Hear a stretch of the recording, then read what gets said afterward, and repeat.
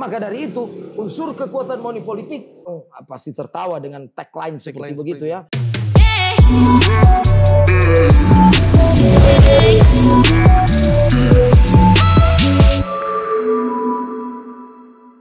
Halo warga Kota Tomohon, jumpa dengan saya Bung Roka dalam program rubrik Kawanua Tomohon. Hari ini kita akan membahas sesuatu yang penting untuk kemajuan dan masa depan Kota Tomohon.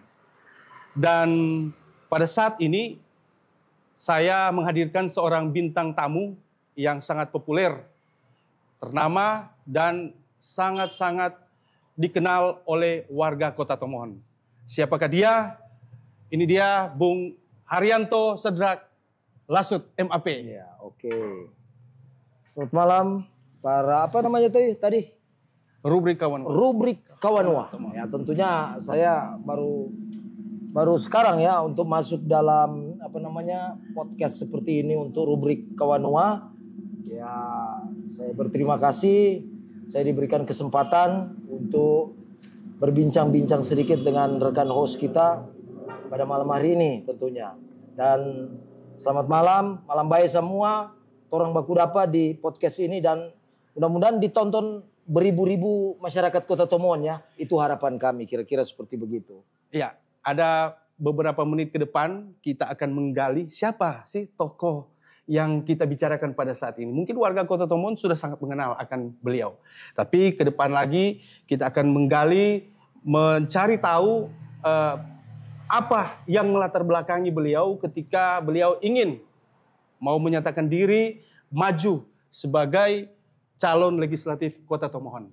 Oke, baik, kita langsung saja ke pertanyaan pertama. Udah sehat-sehat ini, Bung? Ya, tentunya dalam pertarungan ini kan kita harus sehat and walafiat. Harus siap dalam segala hal ya. Tapi kita klarifikasi dulu mungkin bagi masyarakat Kota Tomohon cukup asing. Ya, tadi kan disebutkan oleh Bung mengatakan bahwa nama saya Haryanto. Ya, itu memang nama yang jarang-jarang punya jarang-jarang punya di Tomohon. Ya, tapi panggilan hari-harinya kan Ari, anak Republik Indonesia. Kira-kira begitu. Haryanto ini nama di akte kelahiran yang kebetulan diberikan oleh kedua orang tua saya. Nah, selanjutnya ada nama Yani, Sadrak, Lasut dan MAP itu gelar Master Administrasi Publik. Jadi kepanjangan Hasrat itu, Haryanto Yani Sedrak Lasut MAP. Nanti kalau dipertanya MAP, Master Administrasi Publik itu S2 untuk strata kependidikan.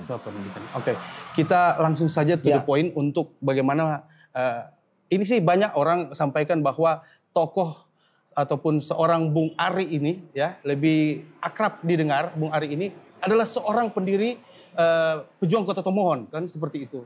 Nah, kita sedikit menggali tentang sesuatu yang ideal, sesuatu yang sangat layak untuk dipublikasikan. Anda seorang pendiri atau pejuang Kota Tomohon.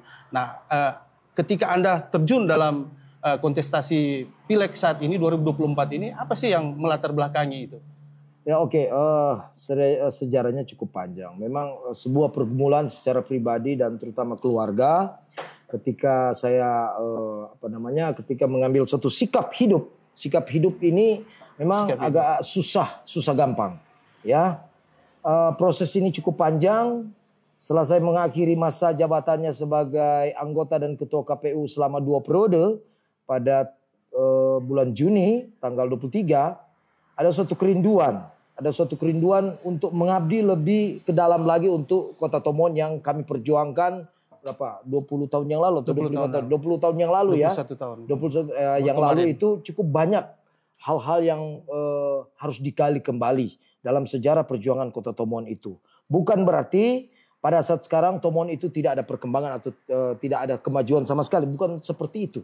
Tetapi bagaimana kita menggali lebih detail dan lebih dalam lagi nilai-nilai perjuangan Kota Tomohon yang pernah kami gagas. Dan mungkin ada serpihan-serpihan yang tertinggal. Nah, serpihan-serpihan itulah yang akan saya coba untuk dikembangkan kembali untuk menuju ke Tomohon yang lebih hebat.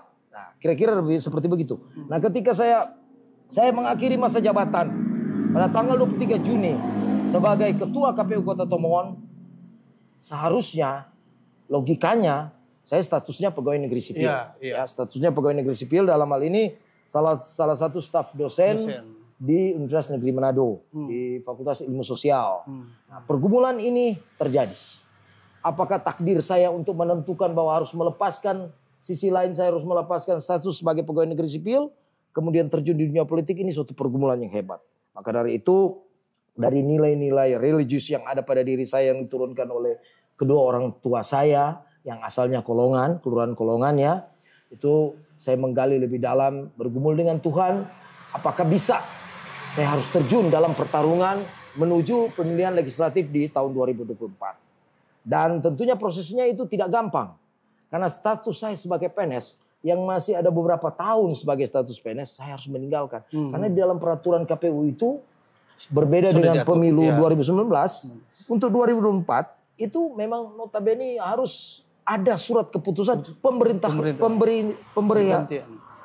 secara tidak secara langsung maupun pemerintahan yang ya katakanlah diberhentikan oleh negara karena misalnya ada keterpihakan pada salah satu partai politik. Ya. Kemudian saya melakukan suatu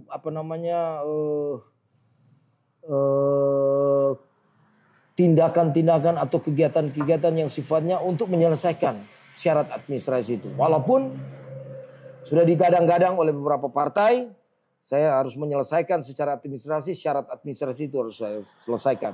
Kemudian ternyata cawan itu harus saya terima. Di mana tanggal 1 September saya harus mengakhiri status sebagai pegawai negeri sipil, di mana SK pensiun itu keluar.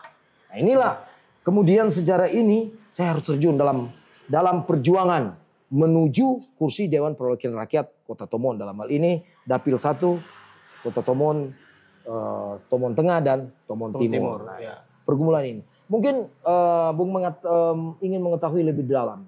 Kenapa sih ada baik-baik sebagai PNS, ASN kan itu hebat. Ya, ASN, ya. Apalagi di usia produktif ini kan. Di usia menjelang dini ini seharusnya kan ya PNS saja tidak memilih untuk jalan politik. Takdir politik, takdir perjuangan politik. Nah, saya lebih memilih ini karena terus terang kalau saya ingin mengatakan ini dari hati yang paling dalam ada suatu kerinduan. Dan kerinduan dan kecintaan terhadap Kota Tomohon itu sendiri. Itu yang melatar belakang. Seperti yang saya katakan tadi, ada sebuah serpihan-serpihan yang tertinggal dari suatu proses perjuangan Kota Tomohon waktu yang lalu kita lakukan. Nah, serpihan-serpihan itu mungkin dari kalangan politisi ya itu tidak dapat mereka akomodir. Nah, maka dari itu dari serpihan harapan-harapan itu saya akan mencoba. Nah, kalau masyarakat percaya untuk saya duduk sebagai anggota dewan, tentunya serpihan-serpihan itu yang saya akan angkat. Artinya mungkin serpihan apa? Sentuhan pembangunan, ya, sentuhan pembangunan. Terus terang saya langsung saja, ketika saya terjun dan ditetapkan sebagai daftar calon tetap, ya, daftar calon tetap, saya itu berkunjung, mendekatkan diri pada masyarakat.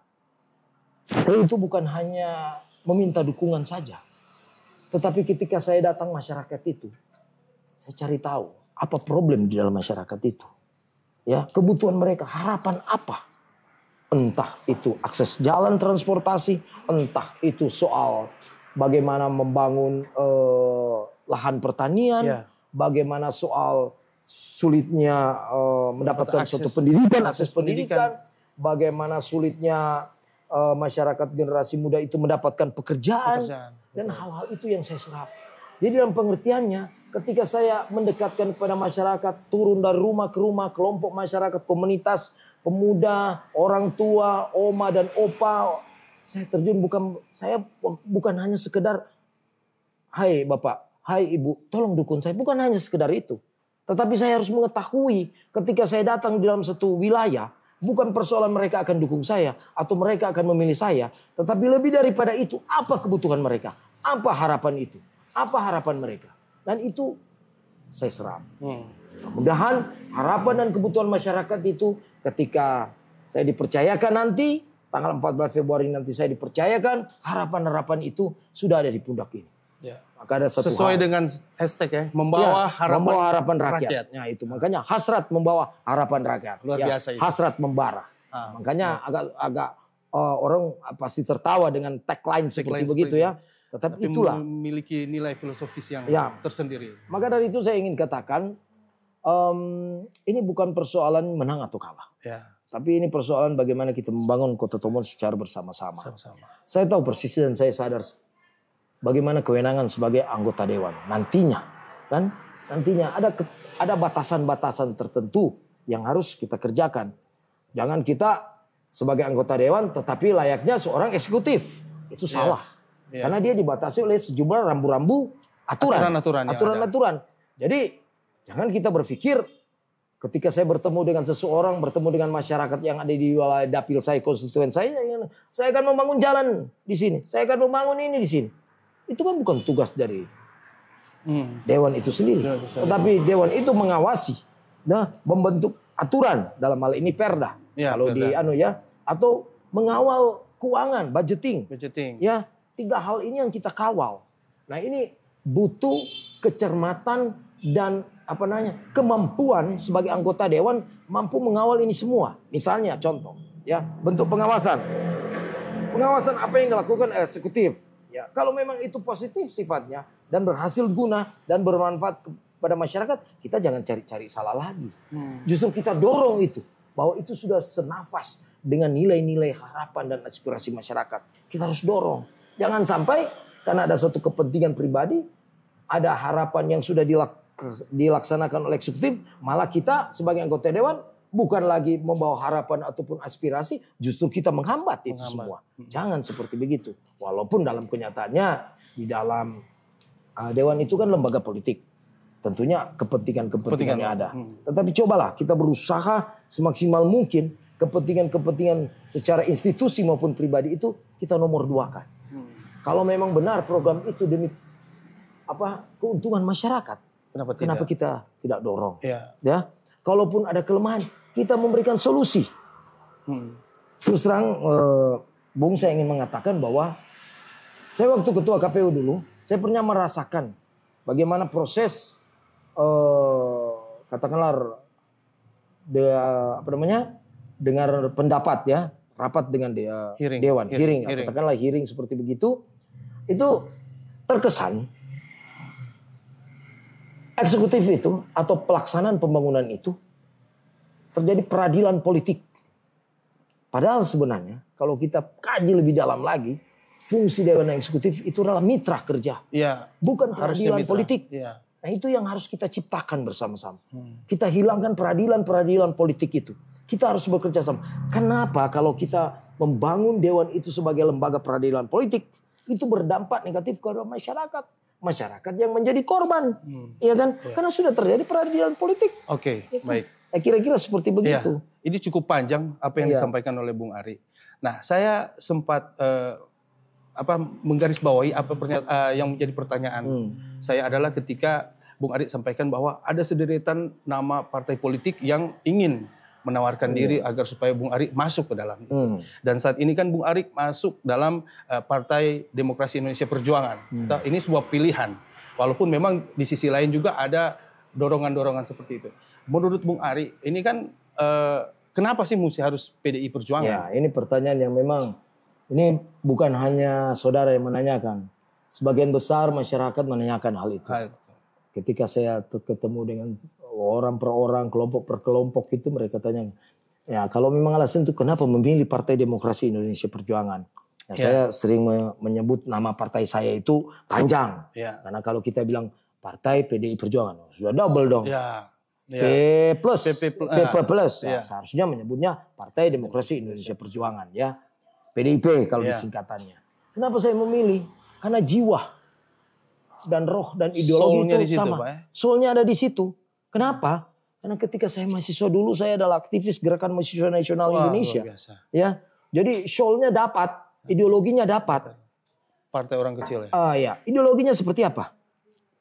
Menjunjung tinggi persatuan Indonesia, keberagaman, itu junjung tinggi, berkeadilan sesuai dengan nilai-nilai Pancasila itu sendiri, ya, berketuhanan. ya, sesuai dengan nilai-nilai Pancasila itu sendiri. Dan soulnya itu, semangat itu terkandung dan tersirat dalam GMNI, Gerakan Mahasiswa Nasionalis. Ya. Jadi sudah kawin lah, pilihan di situ, sudah pilihan di situ. Itu yang paling utama. Nah, sekarang Anda kan sudah sementara dalam proses kampanye, sosialisasi, naik turun naik rumah, dan ada beberapa kegiatan-kegiatan sosial untuk mempromosikan secara pribadi ataupun partai. Nah, yang menjadi pertanyaan di sini adalah disebut-sebut ini Dapil 1 Tomon Timur ini adalah dapil seksi. Ya, karena secara internal Partai Demokrasi Indonesia Perjuangan ini juga menampilkan figur-figur yang tak kalah mumpuni. Mereka memiliki basis suara di 6 kelurahan. Ya, 14 kelurahan. Oh, 14 kelurahan. Berarti 6 ada timur, ada tengah. Iya, timur tengah. Nah, mereka kan sudah ada porsi-porsi. Demikian juga dengan Bung Ari. Kira-kira dari peta kekuatan yang ada ini dengan penuh kepercayaan diri, ya toh, bisa nggak menghipnotis di daerah-daerah katakanlah ini secara internal, walaupun memang sudah ada pernyataan dari Ketua DPC PDI Perjuangan Pak Karol Senduk bahwa jangan sesama anggota partai kemudian saling bersikut-sikutan ataupun penjelasan seperti apa itu? Kira-kira memang ini menjadi pembicaraan ya. Pertarungan bukan hanya seksi. Seringkali masyarakat menilai ini grup neraka. Kalau di sepak bola grup neraka. Ya. Tetapi neraka itu akan menjelma menjadi sebuah surga, ya. Kalau memang kita memang bertarung ya memang secara elok. Ya, secara etis. Ya. Baik secara internal maupun eksternal. Ya. Kalau kita ciptakan itu tentunya ini bukan lagi neraka, tetapi surga. Surga ya. Terus terang, Bung, saya ini sesama caleg secara internal. Di sini ada 8 caleg untuk internal PDI Perjuangan. Ya. PDI Perjuangan itu ada 8. Saya tentunya berkomunikasi baik, saling mendukung, saling mendoakan bahkan. Ya, saya tidak tahu yang lain. Tetapi prinsip saya seperti begitu. Luar biasa. Karena prinsipnya ini pertarungan ini adalah demi kemenangan partai, bukan perorangan. Kalau perorangan nantilah di pilkada nanti. Ada sesuai undang-undang boleh. Jadi target awal menangkan partai saja. Menangkan partai. Karena kalau kita berjuang sendiri, partai nomor 2 bisa saja partai tidak memperoleh kursi. Kan begitu. Apalagi sekarang sistem dari 8 calon legislatif itu yang menonjol hanya Haryanto Lasut dengan 2.000, 1.000 suara. Sedangkan teman-teman yang lain hanya 2, 3, 4. Untuk apa artinya itu? Karena kita harus tahu ya. Sistem perhitungan suara itu, kursi itu bukan suara. Sistem perhitungan memperoleh kursi setiap partai politik memakai metode Seinlich. Ya kan? Angka pembagi 1, 3, 5, 7 dan seterusnya. Sampai habis kursi dalam satu dapil. Nah itu dihitung secara keseluruhan. Antara suara caleg dan suara partai. Itu yang harus dipahami. Nah kalau ada kejomplangan antara masing-masing caleg dalam satu partai. Itu sangat berbahaya. Nah, maka dari itu saya berupaya. Saya ini orang baru. Dalam PDI Perjuangan, ya saya orang baru, sehingga saya berupaya untuk menyesuaikan. Ya ketika saya menentukan pilihan kendaraan politik saya adalah PDI Perjuangan, saya berupaya menjadi garam dan terang di dalam itu. Kira-kira seperti itu. Sesuai iman kan? Jadi garam dan terang, memberikan pencerahan, bukan memberikan suatu pertengkaran atau perpecahan. Karena kalau kita di dalam aja sudah pecah, apalagi ke dalam, keluar, kan bahaya itu. Kalau kita sudah di dalam pecah, mau keluar bagaimana lagi?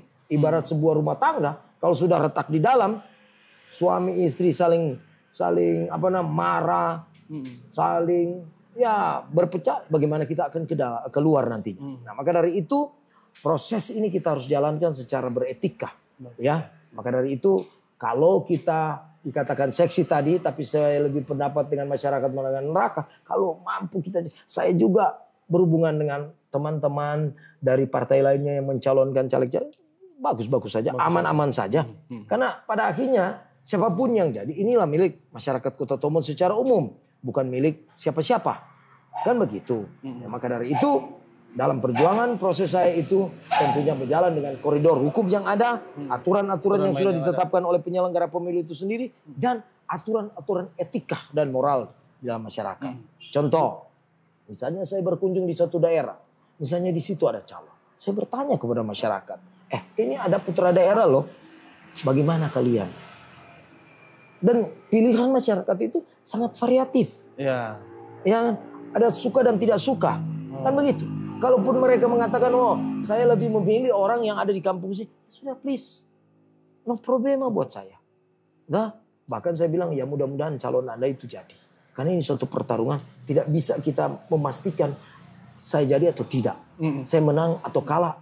Itu kurang tergantung. Ya, takdir yang menentukan itu. Jadi pola-pola itu yang saya bangun. Pola-pola itu yang saya bangun. Pak Ari, ada isu yang sangat sentral. Dari tahun ke tahun ketika pelaksanaan pemilihan legislatif itu terjadi di Kota Tomon tentang pemilih pragmatis. Ataupun yang lebih sering tentang money politik. Nah, tanggapan Anda tentang hal itu? Ini memang suatu dilematis bagi proses demokrasi. Ya bukan hanya di Tomohon. Ini saya yakin, yakin itu berlaku dari Sabang sampai Merauke, dari Pulau Rate sampai Miangas. Itu ya. Itu karena masyarakat kita jangan melihat berkaca pada masyarakat Amerika, ya. Di mana memang struktur ekonomi kita masih memang ada rentang perbedaan yang jauh antara kelas menengah dan kelas paling bawah, ya. Itu memang kita harus sadari bersama-sama. Tidak bisa dipungkiri. Tetapi bukan berarti saya menyetujui soal money politik itu sendiri. Tetapi kita harus ikut arus dalam suatu proses demokrasi itu sendiri, ya. Kenyataan di lapangan, ya. Kenyataan di lapangan soal money politik itu masih sebagian masyarakat masih menganggap itu sebuah alat untuk mencapai kemenangan. Tetapi jangan lupa, ini suatu kesaksian. Saya ini baru tahun ini terjun di dunia politik, terus terang. Sejak lalu kan saya hanya PNS, jadi anggota komisioner KPU selama 10 tahun. Dan saya terjun. Dan saya berkeyakinan 5, 10, 15 atau 20 tahun ke depan, ya, kesadaran masyarakat bahwa memilih orang yang memang benar-benar pantas dan tepat itu semakin berkembang. Saya berharap mungkin tidak akan terjadi di usia saya sini. Mungkin saya akan dipanggil 5-10, saya sudah tidak pernah mengalami lagi. Tetapi anak cucu kita akan meninggalkan karena ini kenyataan di lapangan. Saya ketemu dengan saya menemukan seorang ibu, seorang bapak, seorang pemuda, remaja dan lain sebagainya. Mereka katakan, Pak, kami tidak butuh Bapak punya uang. Tetapi kami butuh Bapak mampu membawa harapan kami. Dan itu suatu kenyataan. Dan ini jelas yang saya rasakan sampai saat ini. Maka dari itu ini merupakan tantangan bagi partai politik yang akan mengikuti pemilu selanjutnya. Bagaimana proses pengkaderan, membangun kader yang berkualitas, yang profesional, itu harus sejak sekarang kita mulai. Karena perlu saya sampaikan, dari pengalaman saya, dari ujung Rurukan, Kumelembuai, sampai ke Talete, sampai ke Kamasi, sampai ke Kolongan, sampai di Matani dan Paslaten. Nilai-nilai ini mulai berubah. Golongan-golongan masyarakat tertentu sudah tidak lagi berpikir soal money politik. Tetapi lebih mengarah kepada kualitas dan profesional seseorang. Mampu dan tidaknya dia. Maka dari itu tantangan ada dua hal. Partai politik maupun para politisi. Politisi sendiri. Katakanlah partai politik sudah rekrut. Tetapi si politisi ini tidak mau meningkatkan kemampuan diri. Ya tentunya itu akan berlangsung. Karena kan begini. Orang kan sederhana saja dalam bahasa Tomohon. Aduh, orang kok mau bikin apa? Pasti kalau orang so jadi kok mau bikin apa? DP kemampuan cuma begitu. Orang tunggu joran pedoi. Seperti begitu kan. Bahasa Tomohon katakan. Artinya mereka menilai, proses politik ini mereka harus ikuti. Kan begitu. Mereka harus ikuti, partisipasi mereka harus ikuti dengan memilih seseorang. Tok, sampai di situ. Mereka tidak akan berpikir ini mampu atau tidak. Maka dari itu unsur kekuatan money politik, filosofi money politik menguasai alam berpikir masyarakat pemilih itu sendiri. Nah kita coba untuk bertarung itu kita coba meyakinkan bahwa tanpa money politik, ya masyarakat harus percaya. Kau mengusung aku, kamu mengusung aku. Percayalah. Ya kan? Maka dari itu saya katakan di sini, pada kesempatan ini, pergumulan saya ini memang agak, katakanlah agak jumawa atau agak sombong perkataan ini ya. Malah suatu saat dalam pergumulan, dalam doa, saya sering bertanya-tanya kepada Tuhan. Tuhan, dari perjalanan perjuangan ini, pundak ini semakin berat. Ya. Justru yang saya khawatirkan, misalnya Tuhan sayang, kalau saya jadi, apakah harapan dan cita-cita yang terkandung di masyarakat ketika saya turun itu, saya dapat ciptakan. Itu yang masuk dalam pergumulan sekarang. Ya, mungkin ini perkataan yang bilang ya sombong atau apa, tapi kenyataannya yang saya rasakan seperti itu. Ketakutan itu yang saya rasakan. Dimana kalau misalnya Tuhan mengizinkan masyarakat mempercayai saya sebagai anggota dewan, apakah harapan yang saya gali dalam proses perjuangan ini dapat saya perjuangkan atau tidak? Itu yang berperang dalam pergumulan pikiran ini. Yeah. Nah kan begitu. Yeah. Jadi ketika ketemu dengan seseorang mereka katakan begini ya. Pada akhirnya terbeban. Tapi biarlah beban ini menjadi kekuatan. Menjadi kekuatan di mana setiap upaya dan usaha kita tidak ada yang mustahil bagi Tuhan. Mungkin mustahil bagi manusia. Tetapi tidak mustahil bagi Tuhan. Asalkan kita berjalan sesuai dengan. Pak, ini dari 8 calon kan Iya. yang ada di Dapil Tomon Dapil 1 ya, Tomon Tengah dan Tomon Timur. Dari 8 calon ini justru yang menyampaikan konsep-konsep yang baik seperti Bapak tadi itu juga mendatangkan influencer ataupun pengaruh-pengaruh yang cukup baik ya untuk menambah kekuatan suara. Anda ini melihat ini seperti apa fenomena seperti ini bahwa justru yang jual konsep inilah yang diperlukan atau program inilah yang diperlukan sehingga seperti yang disampaikan Bung Ari tadi bahwa di kalangan atas sudah tidak memikirkan tentang money politik, tetapi bagaimana mereka menjembatani suara mereka itu lewat pribadi-pribadi yang menurut mereka layak untuk duduk di Parlemen Tomon. Anda itu melihat seperti apa? Arus-arus yang mulai mensupport Anda dengan seperti itu. Makanya begini. Ini suatu tantangan ya, suatu tantangan. Minta maaf bagi petarung-petarung lainnya ya. Ya dalam hal ini caleg-caleg yang lainnya. Ini yang saya rasakan. Yang saya rasakan. Karena saya sekarang praktek. Dulunya saya manajemen pemilu. Saya tidak tahu hal ini. Tapi ini yang saya rasakan. Karena saya penyelenggara datang, dulu ya. Saya datang bukan berarti Bung, dukung saya. Bukan hanya sekedar itu. Tetapi Bung, ketika saya datangin, kenapa ini waktu saya menuju rumah Anda, kenapa ini tidak ada jalan? Kenapa ini tidak ada jembatan? Kenapa lahan pertanian ini semakin ditinggalkan? Apa masalahnya? Itu yang kita tanyakan. Soal dukungan itu nomor 2 bagi saya. Karena bagi saya, tanpa pun saya menjadi sebagai anggota dewan, saya bisa mengabdi buat kota Tomon yang saya cintai di bidang lain. Ya, bisa saya memberikan masukan-masukan. Karena dulu waktu kita berjuang kota Tomon, kita yang memberikan masukan kepada Dewan Minasa waktu itu. Bahwa Tomon sudah layak, bla bla bla bla bla bla bla. Itu kan galian-galian di dalam masyarakat yang kita sampaikan kepada Dewan Perwakilan Kabupaten Minasa waktu yang lalu. Bahwa layak kota Tomon. Melalui suatu kajian dalam bentuk proposal. Itu kan sama dengan proses sekarang. Bukan berarti saya misalnya tidak diperkenankan untuk menjadi anggota Dewan. Pada akhirnya apa yang ini tidak bisa saya perjuangkan. Bisa. Dalam organisasi atau lembaga-lembaga non-parlemen. Dan mudah-mudahan. Tapi akan lebih baik.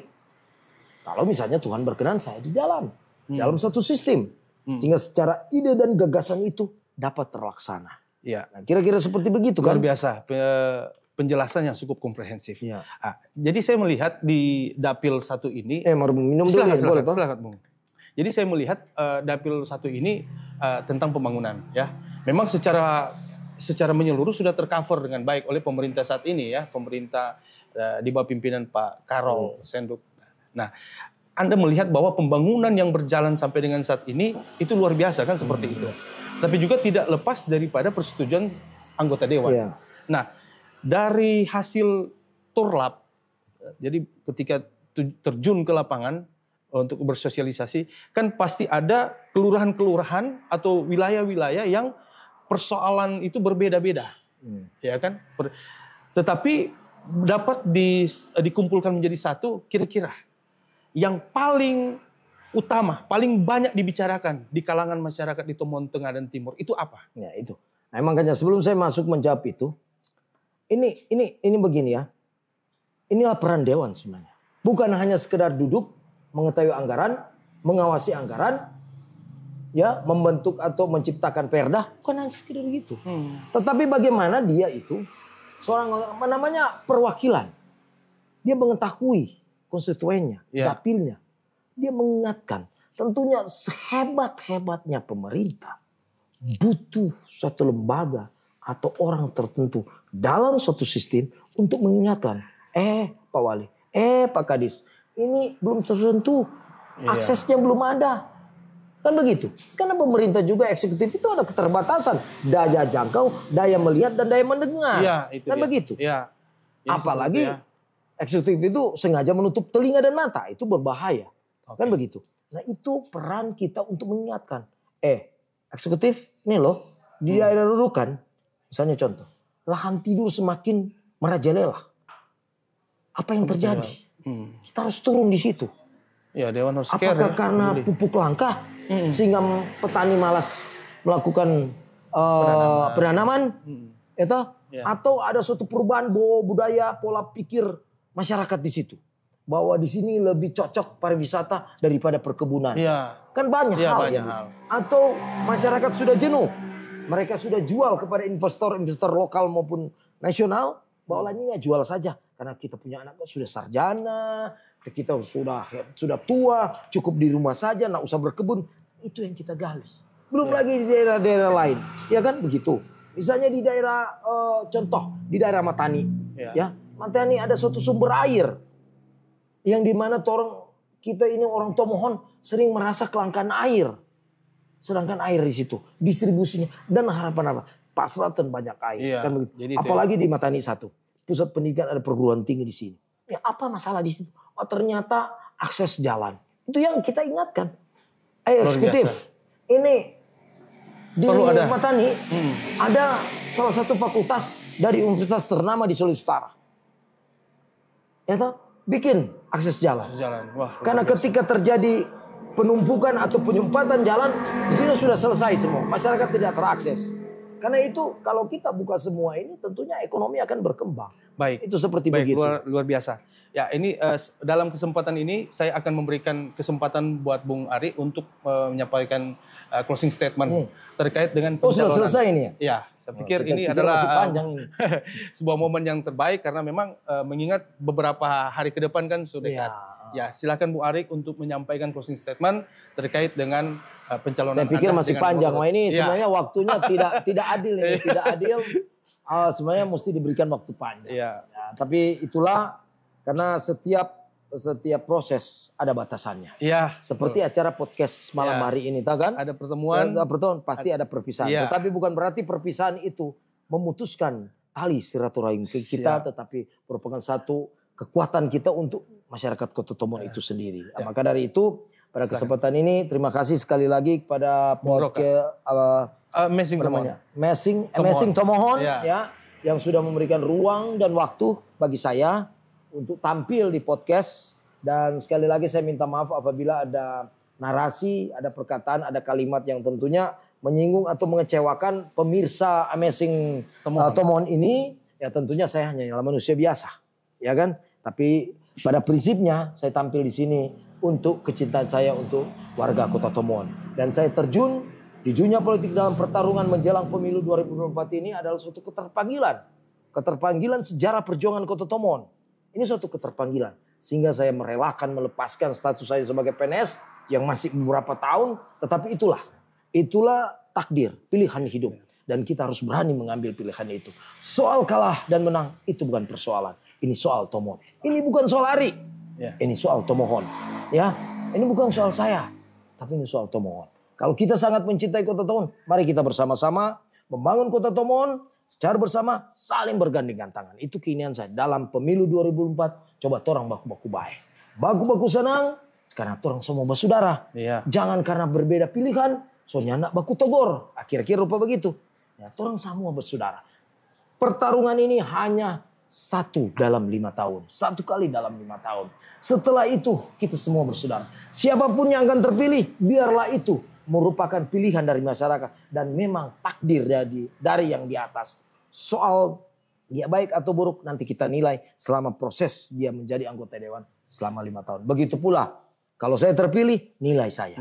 Kritik saya, memberikan masukan yang konstruktif, ya, yang dapat membangun kita bersama. Dan itu keinginan. Tapi bukan berarti ketika saya meninggalkan, tidak. Saya akan terbuka, memberikan ruang aspiratif kepada siapapun, termasuk rekan-rekan media. Silakan memberikan ruang, saya akan memberikan ruang-ruang aspiratif agar supaya hal-hal yang saya tidak lakukan ternyata disadarkan oleh masyarakat dan media. Itu ternyata ada yang tertinggal dalam proses perjuangan ini. Maka dari itu butuh kerjasama, butuh gandeng tangan, butuh kebersamaan.